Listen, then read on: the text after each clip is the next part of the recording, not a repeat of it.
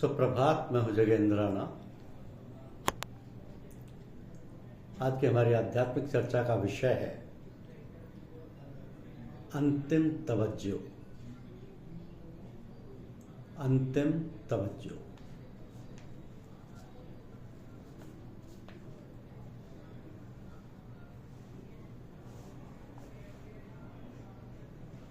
इस ब्रह्मपुर में यानी शरीर में यह सूक्ष्म कमलाकर महल है और जो इसमें अंतर्वर्ती आकाश है उसके अंदर जो ब्रह्म स्थित है वह अन्वेषण करने योग्य है। यही ऐसा जानने योग्य है। तो इस कार्य के लिए जो संयम किया जाता है उसे साधना या उपासना कहते हैं। उपासना का अर्थ पास बैठने का है। महर्षि दयानंद सरस्वती ने ऋग्वेद आदि भाष्य भूमिका में उपासना की विधि इस प्रकार लिखी है कि कंठ के नीचे दोनों स्तनों के बीच में और उधर के ऊपर जो हृदय देश है जिसको ब्रह्मपुर अर्थात परमेश्वर का नगर कहते हैं, उसमें बीच में जो गर्त है उसमें कमल के आकार का बेशम अर्थात अवकाश रूप एक स्थान है और उसके बीच जो सर्वशक्तिमान परमात्मा बाहर भीतर एक रस होकर भर रहा है, वो आनंद स्वरूप परमेश्वर उसी प्रकाशित स्थान के बीच में खोज करने से मिल जाता है। दूसरा उसके मिलने का कोई उत्तम स्थान व मार्ग नहीं।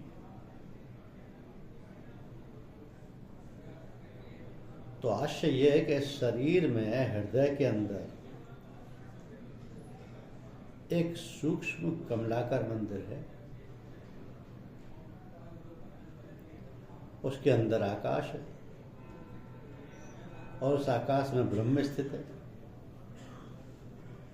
उसकी खोज करना और जानना चाहिए। तो यहाँ पर उस सूक्ष्म मंदिर में घुसने और उसमें अन्वेषण करने, उसको जानने की विधि नहीं बतलाई। कारण यह है कि यह सूक्ष्म मंदिर इन स्थूल नेत्रों से देखा नहीं जा सकता। सूक्ष्म दृष्टि से देखा जाएगा। तो ये दिव्य दृष्टि गुरु की कृपा से हृदय के अंदर संयम करने से प्राप्त होती है। ये वाणी का विषय नहीं है, अनुभव गम्य है। गुरुदेव अपनी कृपा से शिष्य को अनुभव कराकर दिखा देते हैं।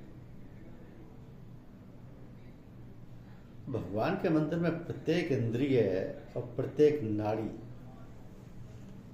काम में आने वाली है।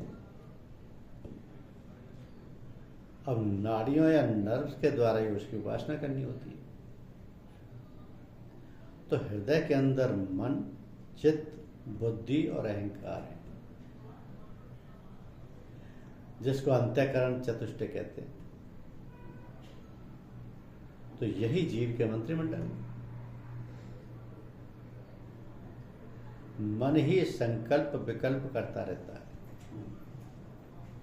और चित्त उसको अंतर्मन कहते हैं, जिसको अंतर्मन कहते हैं।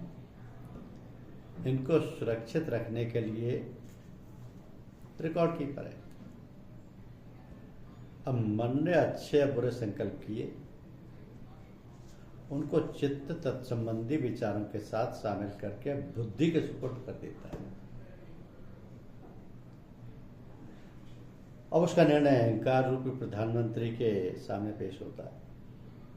अहंकार रूपी जो प्रधान है या प्रधानमंत्री है उसके सामने पेश होता है। जब अहंकार देव इस पर अपनी स्वीकृति की मुहर लगा देते हैं तब वह पक्की हो जाती है।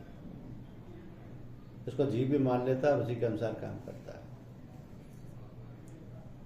तो मन के शुभ अशुभ संकल्प विकल्प के कारण ही जीव शरीर में आता है। मन ही मनुष्य के बंधन और मन ही मनुष्य के मोक्ष का कारण होता है। यही है वास्तव में कुंजी सब कामों की। तो यदि ये हाथ ना जाए तो सब कुछ मिल जाता है। निस्संदेह परमात्मा तक मन की भी पहुंच नहीं, परंतु ये एक प्रमाणिक सत्य है। एक प्रमाणिक सत्य है कि प्रभु निवास के द्वार तक पहुंचा भी यही सकता है। प्रभु निवास के द्वार तक पहुंचा भी यही सकता है। इसकी शक्ति बहुत बड़ी है। कोई भी भला बुरा संकल्प हो, उसके अनुसार चाहे कोई वचन बोला जाए या नहीं, कोई कार्य किया जाए या नहीं, परंतु चित्त पर उसकी रेखा बन जाती है। इसी का नाम संस्कार।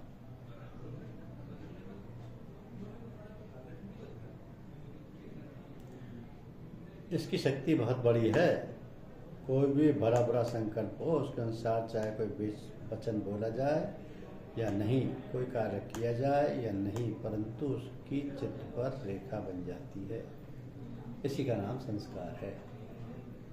तो ये संस्कार मनुष्य के साथ जन्म जन्मांतर तक रहती है। ईर्ष्या, राग, द्वेष, काम, क्रोध, लोभ आदि मन और चित्त के मल और विकार हैं,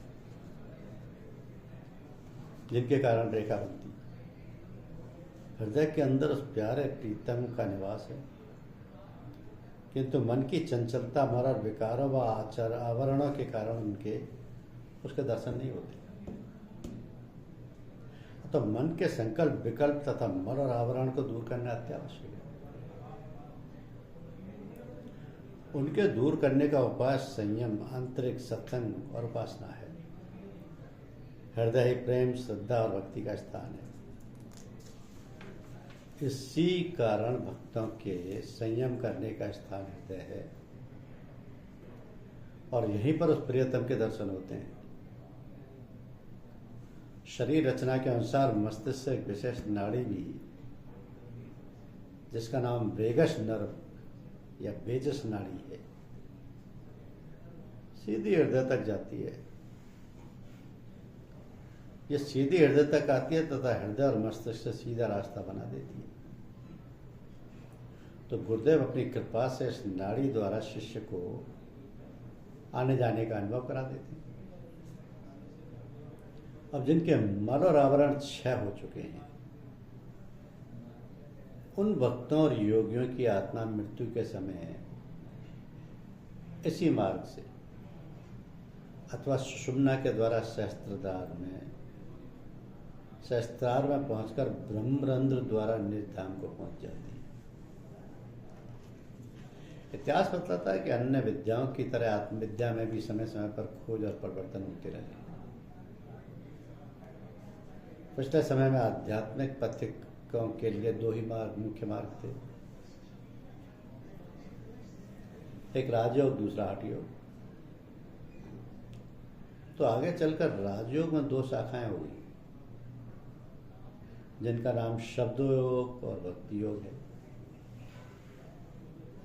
कुछ समय के बाद इन आत्मदेश को जाने वालों का एक और समुदाय संत नाम से हुआ, जिन्होंने शब्द योग और भक्ति योग दोनों को मिलाकर एक नया रास्ता बनाया। संत मत में भी बहुत सी शाखाएं हुई, इनमें से राधा स्वामी पंथ भी एक है। इन सबने आज्ञा चक्र को ही पकड़ा, क्योंकि राजयोग में ये मुख्य केंद्र माना जाता है। हठ योगी अपना साधन मूलाधार या गुदा चक्र से शुरू करते हैं और राजयोगी दोनों भौहों के बीच में गुरु का ध्यान करते हैं और यहाँ से आरंभ करते हैं। तो भक्ति योगियों ने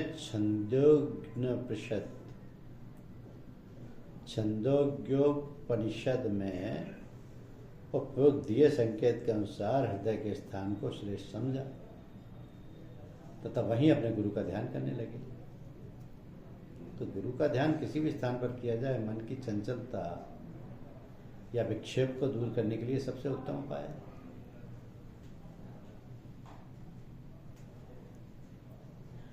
आज के युग में शताब्दी के संतों ने सबको मिलाकर एक कर दिया।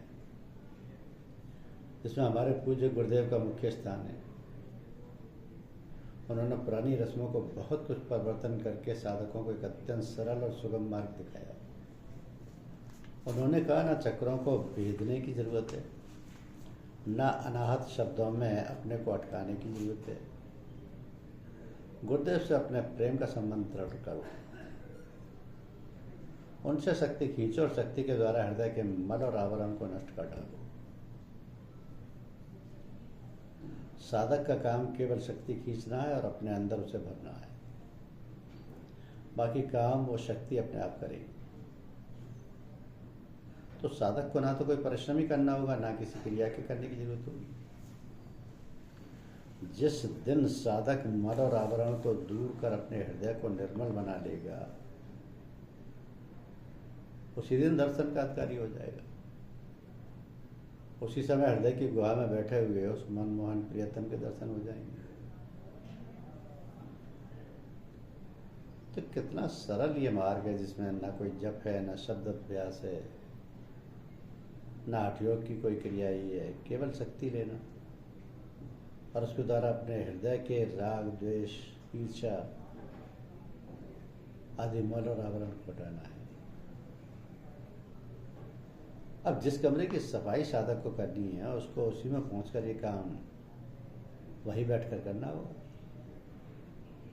इसलिए हृदय में बैठकर ये काम अच्छा हो सकेगा।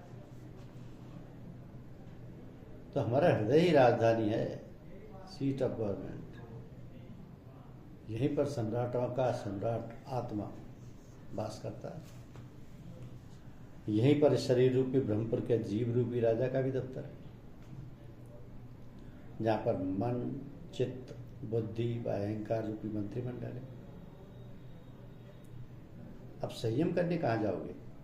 इसी दरवाजे पर अड़ जाओ, दस्तक दो, भिखारी की तरह डट जाओ, मान अपमान की परवाह मत करो, रोड़ों पर गिड़गिड़ा कर भिक्षा मांगो। एक दिन पर्दा उठेगा और तुमको उस प्रियतम के दर्शन मिलेंगे।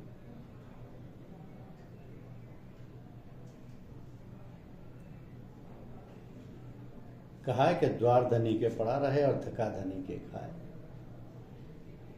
एक दिन धनी जन नवाजई तो द्वार छोड़ने जाए।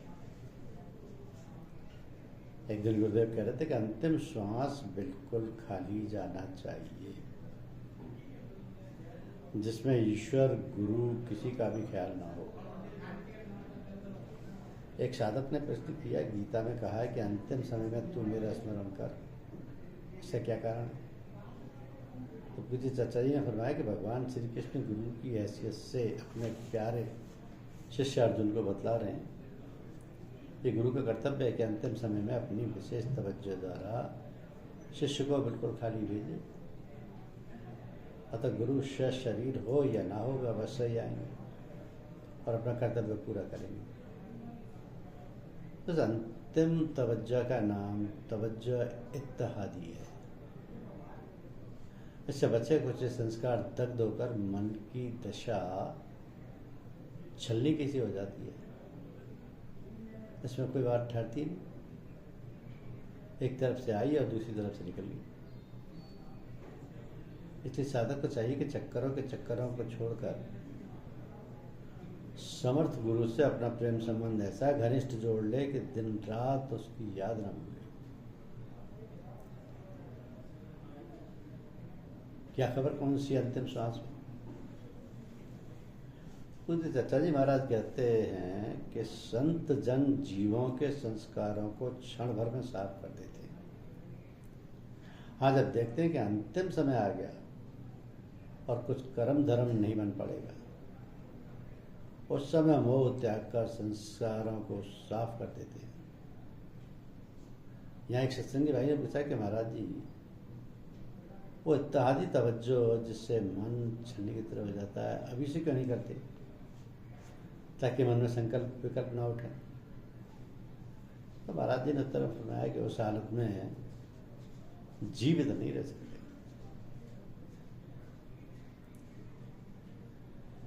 हे ईश्वर, तेरी इच्छा पूर्ण यह महामंत्र है, आत्मिक जीवन का दिव्य तारा है। जो उसके प्रकाश में आता है वो इष्ट पद को प्राप्त होता है, क्योंकि ये क्रिया योग है।